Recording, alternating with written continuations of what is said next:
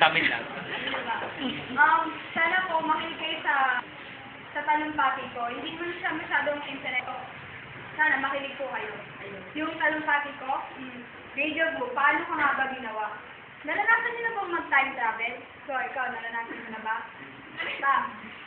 Ano yung sa palagay niyo mararamdaman niyo kapag nakakita kayo ng isang bagay o sitwasyon na sa totoo lang, unang beses niyo pala nakikita, pero akalain niyo na, naulit na. Naranasan niyo na? Experience niyo na ba yun? Magic ba to? Mahika ba ito? May paliwanag sa bawat pangyayari. Ito yung mga tanong na gumugulo sa isip ko, pati na siguro sa isip nyo. Hindi ordinaryo, ngunit natitiyak ko, nararanasan niyo ito. At yung salitang ito ay tumutukoy sa mga salitang Deja Vu.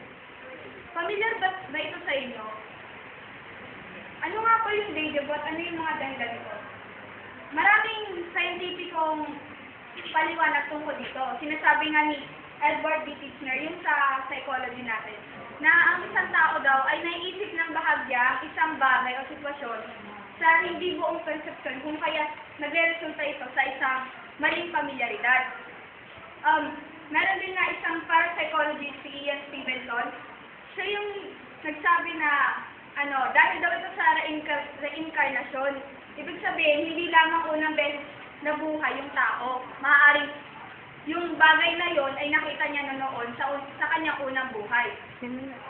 Tapos, dahil dito, may ilang ding droga na nagdudulot ng Deja Vu. Yung isa nga, yung amantadine, yung panglaban sa flu. Ayon din sa survey, bawat 3 tao ang nakakaranas ng Deja Vu. Marami din, hindi lamang ito, sinasabi ng iba, yung siguro medyo napapraning na, sagot daw ito sa problema nila. Yung mga nakikita nila, sagot daw sa problema. Siguro tama, pero medyo praning eh. Parang ikaw. May ilan din kaso bukod sa Deja Vu. May tinatawag din tayong Fresque Vu. Yung naranasan niyo ba yung nasa dulo na ng dila niyo yung gusto niyo sabihin pero hindi niyo masabi. Yung tip of the tongue, na sinasabi, yun yung Fresque Vu. Meron din namang Deja Vu. Ito naman yung nangyari ngayon, siguro ito. Isipin mo na, ay, pwede pa itong mangyari sa susunod o kaya sa inaharap. Isa naman yung Deja Intendo. Ganito yun eh, yung kanina lang. Parang may narinig ako na sinabi mo, ayun, sinabi mo to. Pero, sa totoo lang, hindi naman pala niya sinabi. Diba?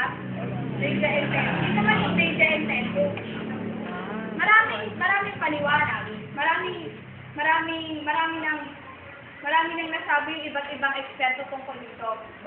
Pero para sa akin, nariyan pa rin yung Diyos eh. Siya yung nakakaalam kung nakakabatid, kung bakit niya ito pinaparanan sa atin. Marami siyang dahilan. Siguro nga, dahil para ihanda tayo sa kung ano man ang darating, o kaya naman turuan tayo ng leksyon, sa kung ano man pumapagabag sa atin. Isa lang ang alam ko, marami siyang dahilan.